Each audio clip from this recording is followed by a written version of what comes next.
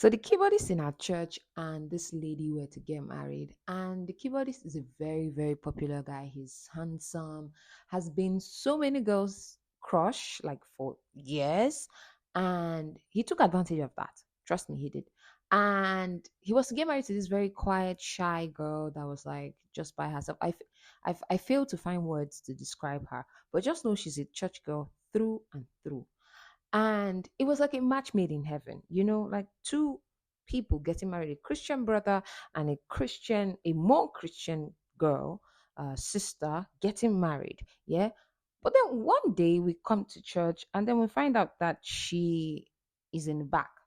She was given a backbench, and that was quite weird because if anybody was to be given a backbench, it won't be Sister Rose. No, what's happening? And then we ask questions.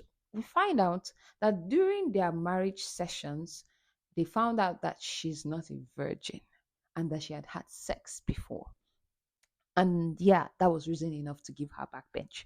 Mind you, this brother has taken advantage of all the crush that people, like all the girls, had on him. He has been swinging the D. Anybody, see, you call, you receive. That's just like how it is. But then she would get like she got a backbench because she had had sex before, and then he had the audacity, yeah, to keep telling the story to anybody that cared to listen. Made sure that he heaped so many piles of shame on her before eventually marrying him. And when this story got out, I told my mom that if I were the girl, I would never marry that man. And she was like, "Why would you say that?" And blah, blah. And I'm like, "What?" So now, how does she come to church?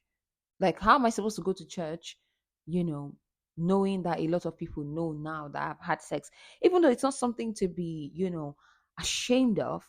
In church, it is. All right. Now she's being looked at as this whore because she had had sex before. Nobody's looking at Mr. Keyboardist for swinging his stuff to anybody that cares. Nobody's doing that because under the Christendom, men are allowed to do whatever the fuck they want to do. But women, no, no, no, no, no, not so much. You dare not even think about it. So yeah, this episode is special. So, yeah. Hello, my love. Welcome to her first talk. And I know we've been gone for a while. And that is just because season one was over and we had to take our time to plan for season two. Yes, we had to take a break, give you a little breather so you don't just like be overwhelmed. Nobody wants to be overwhelmed. This is season two. And what better way to open with than with a truth that so many of us have buried, carried, and maybe tried to unlearn quietly. Today, we're talking about purity culture and the shame that some of us still carry as Christian girls, even after we've left the church, even when we're grown, like sexually active and, trying our best to heal. This one is personal, and maybe it will be for you too. So, what even is purity culture? Purity culture isn't just about abstinence, it's a whole system of control disguised as holiness. It's a culture built mostly for girls and women, telling us that our bodies were made to be protected, but never by us. Okay. That our value was in what we hadn't done yet. And you know what's scary? Most of us didn't even notice that we were shaped by it. It was mostly in the modesty rules at youth camp, the books we were handed. I kissed dating goodbye. Every young girl's battle. The modesty, his hottest slogans that you find in many places around church. The purity rings, yeah, the one that they hand out. The virginity pledges, the sermons on keeping your garden untouched. The quiet punishment of the girl who got pregnant too early, the compliments we were given for being pure, disciplined, good. And do you know what that did to us? Because we have to talk about the damage because it isn't just theoretical, it's in our actual bodies, our minds, our relationships. It made us fear our own desire. We were taught that wanting was dangerous, that being turned on was a spiritual failure, that even making out could awaken lust. And suddenly we'll be too far gone. And so we find a way to like just shut ourselves down. Crushes never had to like get out of control. It disconnected us from our bodies. We didn't explore, didn't touch, didn't even know our own anatomy. And when we did in secret, we cried afterwards, prayed, kabashed, promised not to do it again. Not because we were hurt, but because we were told that we were the danger. It even silenced our curiosity. We were told to ask God, not Google. Told to wait until marriage, but never taught how to enjoy sex when it finally happened. And then we have like a very awkward wedding night. So many Christian girls went into their marriage, into their wedding nights, very confused, terrified, numb, even. And then it turned around and shamed us again.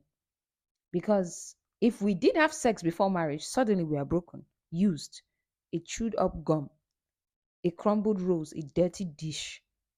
And yes, these are actual metaphors from youth sermons, like Christian youth sermons. So let that sink in. You can leave the church, but what happens when the shame follows you home?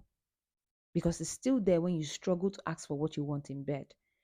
You enjoy sex, but then the guilt still creeps in like a ghost. You apologize literally or silently after masturbating. And then the one that annoys me, but sometimes I understand why it's done, you start judging other women's sexual freedom because you were never allowed to claim yours. And maybe worst of all, you feel like your spirituality and your sexuality can't coexist. Like it's either God or pleasure, either holiness or desire, never both. And we have to think about a new way forward, don't we? And here's what I want to say to the woman that still holds that shame: you're not dirty, you're not damaged, you're not less worthy. Okay, you're allowed to be sexual and spiritual. You're allowed to want, you're allowed to unlearn, you're allowed to question everything you were taught and keep what still serves you. If God is love, then love includes wholeness: your mind, your body, your pleasure, your autonomy, your truth. Because how do they preach that your body is the temple of God to women and never to men? You need to start asking questions. Okay? Make sure you understand that the God that you serve is not what they preach him to be most times. Okay? These people are vessels. And so sometimes they preach what favors them. They never hold like conferences for men and try to tell them to keep themselves. Never that. It's always women, keep yourselves. You know that you are the this, you are the that. You should learn how to pray for your husbands and your family, your children, all of that. God is love, and that love is holistic. You need to know that. So, what now? Now that you know this, and I hope that you know it as in you are digesting what I've been saying so far. Now that you know this, you rebuild. Talk about these things openly in like podcasts like this, in group chats, in journals, in therapy, in community. Reclaim what was stolen: your curiosity, your language, your joy, your right to say yes and no. Because so many Christian girls are trapped in a marriage where they're not even enjoying what is being done to them. But yeah, it's my husband. And one thing with familiarity is that eventually you manipulate your mind, you gaslight yourself into thinking that this is what you deserve when it is not. Some people are in marriages where their man's stuff cannot stand and they have to manage it like that, because why the hell not? Who are you going to complain to? I mean, we had Osinachi that complained that her husband was beating her up, and we know the answer she got. Not to talk of something as flimsy as a man that his stuff cannot come on. Instead, you'll be told to go and pray for him. You'll be told to go and pray for him because yeah, you have to. You are the person that has to pray for him. But if you had an issue, you will be the broken toy. You have to be sent back to your parents' house. You have to learn, reclaim your relationship with your body and stop waiting for permission to heal. Okay? Reclaim your joy, your right to say yes and no, because you deserve that. It is your right. So thank you for being here today. If this episode brought up anything for you, I'd love to hear from you, whether it's a DM, a voice note, a story you want me to share anonymously in future episodes. You can also tag Her First Talk or use the hashtag Her First Talk if you're feeling brave. This platform is not just for answers, it's for honest conversations. It's for us, the women who were told to be silent but have so much to say. So until next time, unlearn loudly, heal fully, and never forget your body belongs to you. All right?